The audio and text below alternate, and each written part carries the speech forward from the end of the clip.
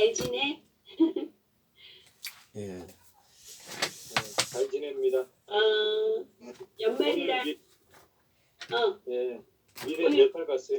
오늘 좀 전에 어. 공항 갔다 3개월? 아니요, 한 달 반. 한 달 반.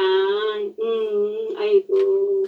중간에 1월 11일부터 1월 14일부터 25일까지 한국에 있어요. 이럴 때. 제주도도 들릴 거예요. 17일. 그래. 아이고. 건강하게 잘 다니고 있지? 네. 브라질도 다녀온 거지? 네, 브라질 갔다 왔어요. 좋았대? 네, 너무 좋았어요. 아주 그냥 활발하게 이제 다니는구나. 그러게요. 예. 아이고. 정민이랑 소원이도 잘 있고, 심심해하지 않나? 방학이니까. 심심해요. 네. 심심할 것 같아. 아이고. 뭐 취미생활 갖게 해줘야지. 해외는 심심하니까. 네. 책 좋아하면 좀 책 많이 읽게 해주고. 책 많이 읽는 게 되게 좋은데. 정말. 있어서 더 심심했을 것 같아요. 여기. 해외는 심심해.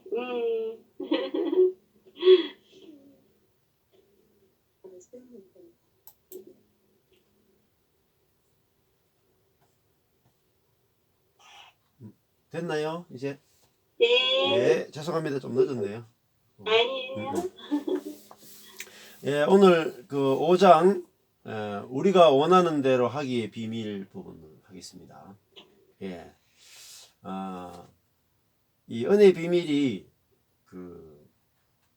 그냥 책으로 읽으면 쉬운 것 같은데 또 실제 살아보면은 좀 어려운 부분도 있고 또 각자가 조금 은혜의 비밀 안에서도 조금씩 차이가 나는 부분들이 있어서 저도 이제 이거 읽으면서 여러 번 읽기도 하고 또 이렇게 합니다.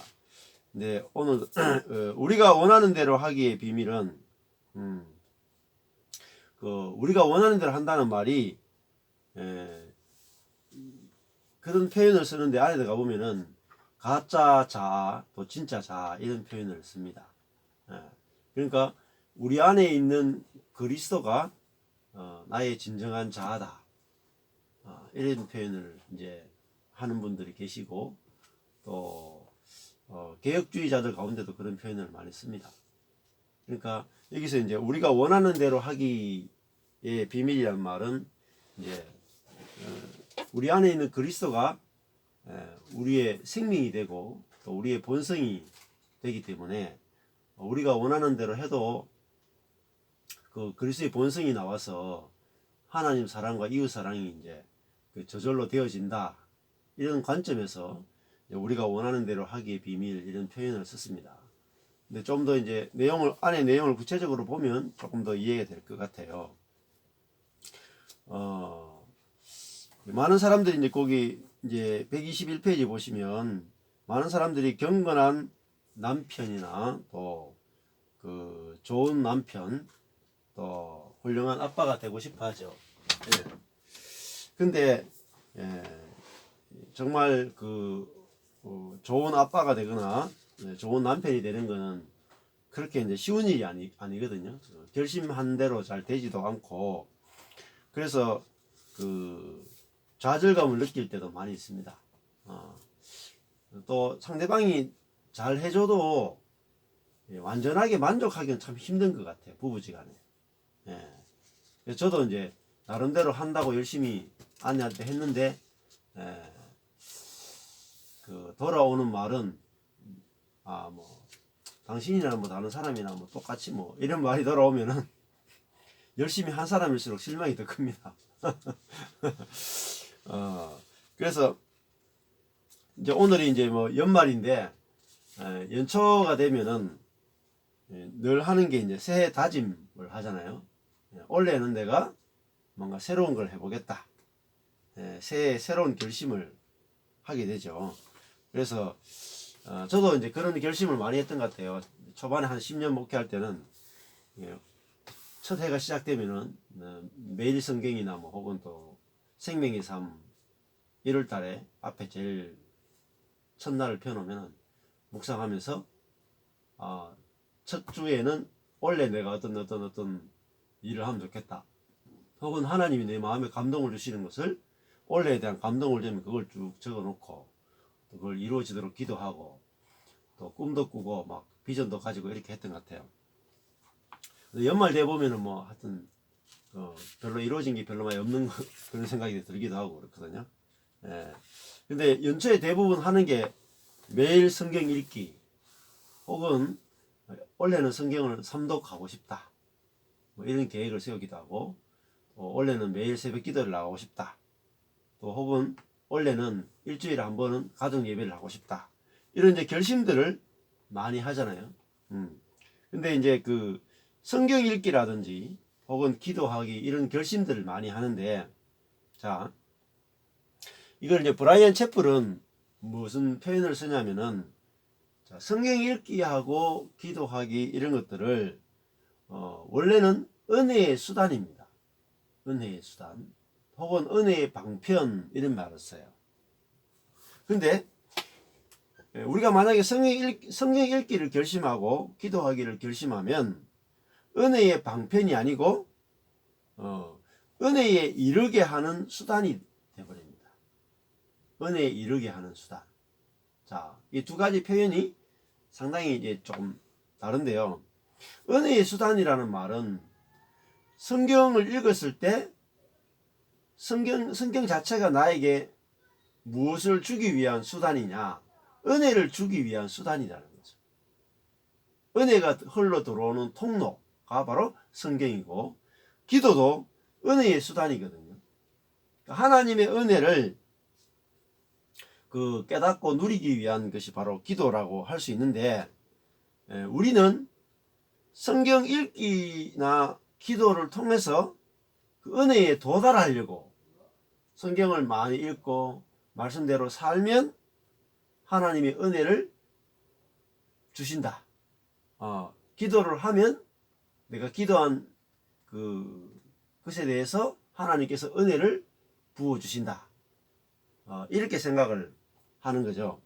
그래서 은혜의 수단하고 은혜에 이르는 수단은 상당히 다른 것인데 우리는 이제 성경 읽기와 기도를 은혜에 이르는 수단으로 많이 쓰고 있다라는 거죠. 자, 그렇지 않고 저번에 브라이언 채플 제가 하면서도 말씀드렸는데 성경을 읽을 때 내가 성경을 읽고 어떻게 적용할지를 찾는 게 아니라 성경은 하나님이 나에게 어떤 은혜를 주시는 분이신가를 찾는 것이 성경 읽기의 가장 중요한 부분이다 말씀드렸습니다. 그러면은 성경을 읽으면 그 하나님의 은혜를 발견하게 되죠. 그러면 성경을 읽겠다고 결심할 필요가 없어집니다. 왜냐하면 은혜가 발견되면 저절로 성경을 읽고 싶어지거든요. 그래서 성경 자체가 나에게 성경을 읽고 싶은 욕구를 주게 만들어야 돼요. 성경이 나에게 성경을 가까이 하고 싶은 욕구를 불러일으키면 성경 읽는 것은 굉장히 쉽습니다. 예를 들면은 연애편지다. 생각해 보시면 연애편지다. 근데 이제 성경을 연애편지라고 잘 읽진 않죠. 어떻습니까? 연애편지로 읽기보다는 내가 해야 될 일의 목록을 기록하고 있는 그런 책으로 우리는 많이 읽잖아요. 성경을. 그러면은 이게 이제 재미가 없거든요. 만약에 부모님이 집에 계시고 만약에 아들이 군대 갔다. 근데 이제 부모님이 편지를 기다릴 거 아니에요. 근데 아들이 편지를 쓰는데 용돈도 필요하고 그리고 뭐 담배값도 필요하고 요것만 딱 써가지고 내가 뭐가 필요한지 목록만 딱 적는 거예요. 딱 적어서 부모님께 탁 보내. 그러면 받는 부모님 입장에서는 그 아들의 편지라서 반갑지만 읽어보는 순간에 한두 번이지 그게 매일 예, 아들이 뭐 필요하다 뭐 필요하다 뭐 필요하다 이렇게 보내면 그 편지를 더 읽고 싶은 욕망을 불러일으키지 못하죠. 근데 그게 아니라 아들이 엄마에게 아빠에게 편지를 쓸 때 아빠 내가 군대에 와보니까 정말 내가 가정에서 얼마나 편하게 생활했는지 알게 됐고 엄마 아빠가 나를 얼마나 먹이고 입히는 것이 얼마나 힘들었는지 알게 됐고 엄마 아빠 떨어져 보니까 얼마나 엄마 아빠가 내가 소중한지 알게 됐어요. 이런 편지를 만약에 이제 자녀가 썼다 그러면은 부모님은 그 편지를 억지로 읽어야 된다는 의지가 필요 없잖아요. 편지 자체가 나에게 읽고 싶은 동기를 유발시키잖아요. 예. 그래서 그 성경을 읽을 때 성경이 안에 들어있는 내용이 뭐냐? 성경은 연애 편지라는 거예요.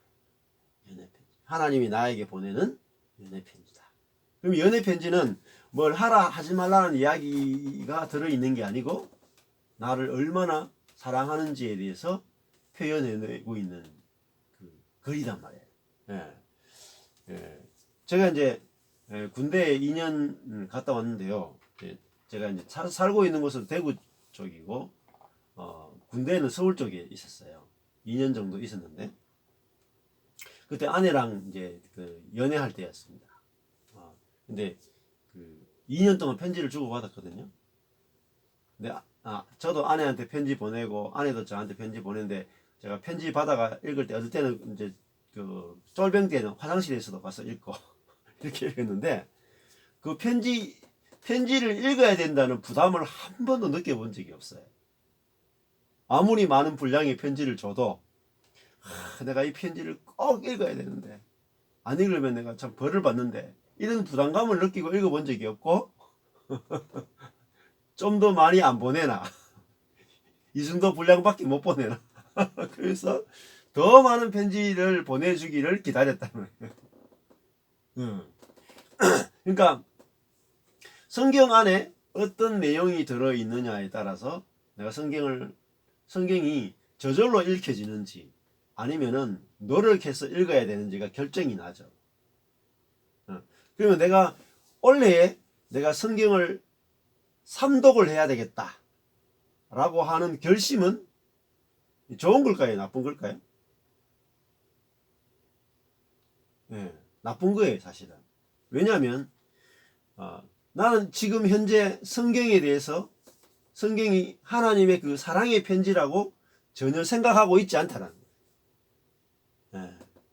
그래서 하나님의 사랑은 잘 모르겠고 내가 해야 될 일은 성경을 좀 삼독하는 것 같고 삼독을 해야지 좀 하나님께 내 자신을 뭐 내놓을 게 있는 것 같고 사람들 앞에도 이렇게 할 말이 있는 것 같고 이런 식으로 이제 성경 읽게 들어가면 작심 3주라고 이제 3주 안에 이제 포기하게 됩니다.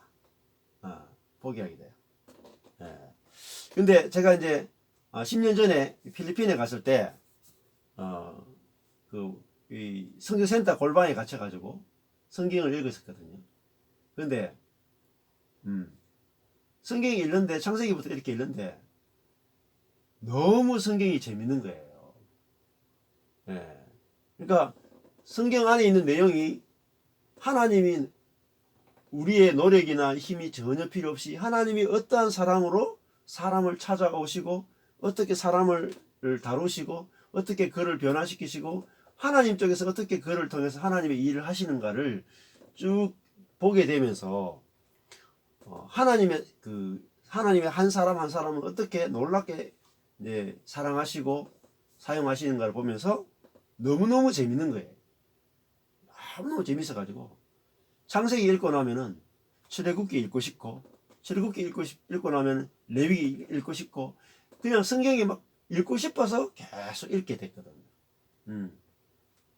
그러니까 성경이 그 은혜의 수단이다라는 말은 성경 자체를 읽을 때 그 성경 자체가 나에게 은혜를 주는 수단이라는 거죠. 예. 그러면은 굉장히 쉬워지는 거죠. 자, 우리의 이제 결심은 약하기 때문에 항상 이제 성공하지를 못합니다. 그래서 신앙생활이 노력하면 할수록 더 빨리 혹은 실패되어집니다. 이제 방학 때 지금 이제 방학이 시작됐습니다. 겨울 방학이 아마 지금 한국의 애들은 다 겨울 방학인데 제가 어릴 때 이제 여기 계신 분도 어릴 때 방학 초등학교 때 방학 그러면은 생각나는 게 방학 시작할 때 제일 생각나는 게 뭐죠? 방학 숙제 이렇게 둥그런 거 있잖아요. 둥그런 거 뭐였죠? 네, 시간표. 그 계획표. 시간표의 법칙이 있죠. 미래 계획표. 시간표의 법칙은 뭡니까? 인류 역사상 한 번도 지켜진 적이 없다. 야, 정말 방학 시작할 때는 시간표 이렇게 24시간 또 그것도 24시간 적어 놓잖아요. 적어 놓으면은 시간이 왜 그리 많아요? 시간이 하루 24시간이 공부하고 놀고 공부하고 시간이 엄청나게 많아 가지고 야, 하루에 한 10시간은 공부할 수 있을 것 같아. 근데 저만 그런가요? 한 번도 지켜본 적이 없는 것 같아요.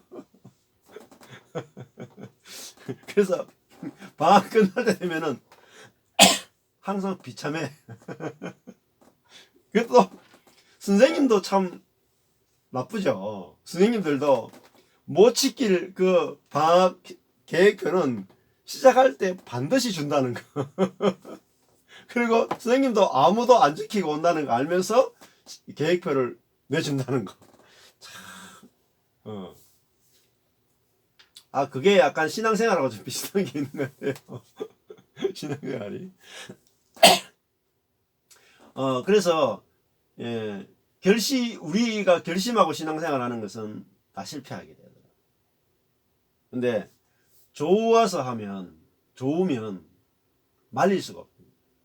그래서 이제, 열심히 하는 사람은 즐기는 사람을 이길 수 없다 그러죠. 즐기는 사람을 이길 수 없는 거예요. 제가 이제 1박 2일로 저희 교회 이제 수련회 하고 왔거든요. 저희 교회가 이제 옛날에는 수련회 하면 계획도 세우고 막 이렇게 막 프로그램도 짜고 막 그 안에 뭐 순서도 넣고 이렇게 했는데 지금은 어떻게 하냐면 한 해 이제 1년에 한 3차례 정도 해요. 1박 2일로. 근데 프로그램이 하나도 없습니다. 가서 먹고 놀자. 그리고 주일 예배만 1시간 내지 1시간 반 하고 나머지는 먹고 놀고 와요. 아무 프로그램이 없어요. 그냥 놀아요. 근데 이제 평소에 이제 계속 매주 은혜의 말씀을 계속 듣고 이제 하는데 오늘 오면서 이제 원하는 대로 했거든요. 우리가 오늘 제목으로 치면 원하는 대로 수련회를 했어요. 근데 수련회가 제가 이렇게 앉아서 이렇게 지켜보는데 재밌더라고요. 뭐가 재밌냐면 이번에 이제 토요일 날 저녁, 주일 아침, 주일 점심 이렇게 3끼를 먹었거든요. 토요일 날 점심부터 4끼를 먹었어요. 점심, 저녁, 아침, 점심 4끼를 먹었어요.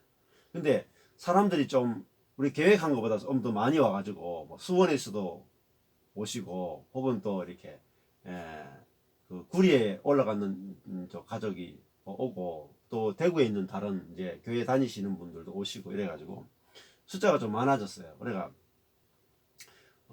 하는데 장도 저희 가정에서 거의 다 보고 그러면 이제 토요일 점심 저녁 주일 아침 점심 4끼가 있잖아요. 근데 이러면은 보통 교회들이 수련회 가면은 어떻습니까? 뭘 먹을지 메뉴를 짜죠. 그 다음에 뭡니까? 당번을 하죠. 그 다음에 음식 만들 사람하고 설거지 할 사람 정하죠. 그리고 이제, 이게 돌아가잖아요. 근데, 그냥 제 아내가 대충 뭐 먹으면 좋겠다. 대충 머리 생각하고, 장도 대충 거기에 맞춰 대충 보고, 그래가지고 이제 들어갔거든요. 들어가서 끼니 때마다 아내가 이제 요리를 해요. 다른 사람한테 뭐 하라 하지 말라는 거 아무것도 없이 그냥 아내가 해요. 그러면 사람들이 와서 한 사람이 붙어가 하고 또 이 사람이 붙어가 하다가 가고 붙어가고 이래가지고 한 끼가 누가 하라 하지 말라는 것이 아무도 없이 그냥 자기가 하고 싶은 사람 하고 안 하고 싶은 사람 안 하고 하면서 이제 한 끼가 돌아가는 거예요. 설거지도 하고 싶은 사람 하고 안 하고 싶은 사람 안 하면서 한 끼가 돌아가요. 근데 사람들이 조금 생각보다 인원이 조금 더 많이 와가지고 한 끼를 먹는데 아이들이 한 부대 먹는데 한 부대 차리고 그 다음에 또 어른들이 먹는데 한 끼에 한 3번 정도 4번 차렸어요. 예, 중간도 조금 협소한 부분도 있지만 생각보다 이렇게 아이들이 또 조금 자라가지고 많이 먹기도 하고 이래가지고 그러면 요리했는데 부족해서 또 요리하고 막 이렇게 했는데 막 부산하게 막 했는데 막 먹고 애들 막 떠들고 막 시끄럽고 이렇게 막 이렇게 했는데도 아무도 시끄럽다는 말도 안 하고 그냥 이렇게 다 먹고 이렇게 그 한 끼씩 보내는데 4끼를 그렇게 했어요. 근데 막 한 끼마다 한 끼 먹는 게 거의 전쟁이다시피 해서 막 불도 좀 약한 데다가 막 음식 요리 만들고 밥도 하고 막 하는데 누가 이거 하라 저거 하라 말이 없는데 각자가 알아서 해요. 그냥 다 하고 설거지도 각자가 하고 싶은 사람 하고 쉬고 싶은 사람 쉬고 그다음에 애들도 데리고 놀러 가고 싶으면 놀러 가고 또 시간 되면 언제 들어오냐 물어봐 가지고 들어오라 그러고 뭐 이런 식으로 이제 진행이 된 거죠. 근데 이제 마치면 어떠냐면 하락해서 한 사람이 아무도 없거든요. 또 안 했다고 야단치는 사람도 없어. 근데 일은 착착착착 다 진행되는 거예요. 그러니까 너무너무 이제 예, 아주 편하게 이제 수련회를 하고 왔거든요. 예. 그리고 이제 원래는 이제 프로그램이 거의 주일 예배만 프로그램 있고 다 쉬는 것이었는데 이번에 이제 저희들 교회는 이제 청소년들이 좀 자라가지고 이제 중등부, 고등부 혹은 이제 이번에 대학교 들어가는 친구도 생기고 이렇게 하니까 애들이 이제 교회를 나와야 되느냐 말아야 되느냐 혹은 내가 누구인가 뭐 이런 정체성에 대해서 이제 좀 고민들을 많이 하더라고요. 그래서 그냥 아내가 여보 이번에는 애들이 청소년들이 요즘 정체성에 대해서 좀 고민하는 것 같은데 특강을 한번 하지 이렇게 얘기하더라고요. 그러니까 아내가 하니까 그래? 그거 필요한 것 같아. 그럼 하자. 이래가지고 그냥 청소년 정체성 특강한다 이렇게 올렸거든요. 그러니까 뭐 토요일 저녁에 뭐 애들 오라 그래가지고 앉혀가지고 1시간 정도 정체성에 대해서 특강을 했거든요. 그러니까 저희들이 하는데 미리 뭔가 이런 걸 해야 되고 저런 걸 해야 되고 누가 해야 되고 계획 짜는 것도 없이 그냥 하나님이 그때그때 필요한 대로 우리에게 마음을 주시는 대로 아주 자유롭게 하고 또 심지어는 안 해도 상관없고 그렇게 하니까 이 무리하는 것을 없이 애들이 또 참석하기 싫다 하면 그래 뭐 네가 정말 참석하기 싫으면 안 해도 돼 이렇게 자유를 주는 가운데서 우리 마음속에서 하나님이 우리에게 뭐가 필요한 것 같다라고 이렇게 마음을 주시면 아주 자유롭게 얽매이지 않고 자유롭게 이렇게 해나가게 된 거죠. 그랬더니 너무너무 이제 수련회가 이렇게 별 탈 없이 사람들이 편안하게 이렇게 수련을 했어요. 예. 그리고 거기 오신 분들 가운데 이제 또 냉이를 캐고 싶다는 분이 계셔가지고 앞에 그게 텃밭에서 또 냉이를 열심히 캐면 또 캐고 싶은 사람 가서 또 냉이 캐가지고 그걸 또 요리에 넣어가지고 또 같이 국도 끓여 먹고 이렇게 아주 즐겁게 보내다 왔습니다. 근데 이제 수련회도 이번에 이제 1박 2일 가는데 이번에 꼭 가야 됩니다. 이번에 갈 사람들 명단을 짜고 회비를 얼마를 내야 됩니다. 이렇게 해가지고 막 탁탁탁탁 짜가 하는 게 아니고 뭐 올 수 있는 사람 오고 못 오는 사람은 못 와도 된다. 자유를 주고 이렇게 뒀거든요. 근데 저희들이 아주 자유스러운 이런 이제 수련회라는 이름도 안 붙여요. 그냥 1박 이렇게 붙입니다. 그냥. 근데 시간이 가면 갈수록 사람들이 오고 싶어 하는 거예요. 왜냐면 집에서 쉬는 것보다 여기 와서 쉬는 게 더 좋고 또 같이 막 이렇게 지내니까 서로에게 스트레스를 안 받으니까 예. 너무너무 좋은 거예요. 예. 그래서 전에는 저희들이 프로그램을 짜고 프로그램대로 진행을 하고 누가 섬기는 사람이 있고 이렇게 하니까요.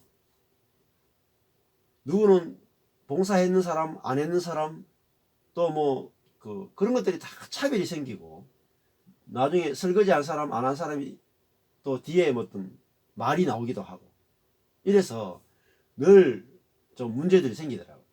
근데 그런 것이 없이 하고 싶은 사람 하고 안 하고 싶은 사람 안 해도 된다라고 이렇게 주면서 말씀으로 이제 이렇게 말씀으로만 기다리고 받아주고 이런 분위기가 되니까 수련회 오히려 참 더 많이 오신 것 같아요. 예, 그래서 너무나 편안하게 이렇게 지냈는데 이제 오늘 이제 마체가 오는데도 그게 또 청소를 다 해주고 와야 돼요. 청소를. 예, 근데 청소하라고 말하는 사람이 없어도 각자 알아서 청소해요. 이렇게. 다 깨끗하게 청소하고 그리고 각자가 뭐 정리할 거 정리하고 이렇게 탁 오는데 참 좋다 이런 생각이 들더라고요. 예, 아무도 청소하는 사람이 하라고 말하는 사람 없어도 다 알아서 청소하고 예, 그렇게 해서 아주 깨끗하게 정리하고 이제 저희들이 오게 됐거든요. 그래서 그런 율법 이렇게 해야 되고 저렇게 해야 된다라고 하는 그런 율법이 없이도 너무나 이렇게 물 흐르듯이 잘 되는 걸 보면서 참 너무 이제 편안하고 좋았어요. 그래서 그게 한 분이 이제 다른 지방에서 오신 분이 계신데 아내 되시는 분이 다른 사람하고 이렇게 막 스스럼없이 이야기하고 이런 성격이 아니래요. 네. 그런데 이제 저희 교회 몇 번, 3번인가 4번 오셨는데 저희 교회 올 때마다 사람들하고 너무나 스스럼없이 이야기를 잘 하시는 거예요. 그래가지고 그 남편이 하는 말이 제 아내가 이런 사람이 아닌데 이 교회만 오면은 너무 성격이 좋은 사람이 된다는 거예요. 갑자기 성격 좋은 사람으로 바뀌는 거예요. 너무 적극적이라는 거예요. 적극적으로. 다른 데 가면 소극적인데 저희 교회 오면은 저희 교회 다니지도 않잖아요. 손님처럼 이렇게 수원에서 대구 이게 경산까지 멀잖아요. 3시간 반 4시간 걸리는데 오셔가지고 어떻게 보면은 손님처럼 이렇게 좀 부끄러울 수도 있고 격식을 따질 수도 있는데 그런 것 없이 너무나 이렇게 편안하게 잘 지내다가 이번에도 가셨거든요.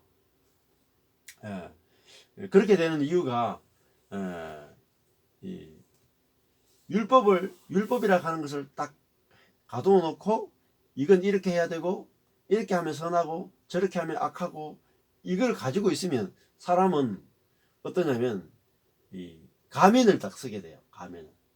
착한 사람처럼 보이고 싶고 선한 사람처럼 보이고 싶은 가면을 이제 쓰게 되는 거죠.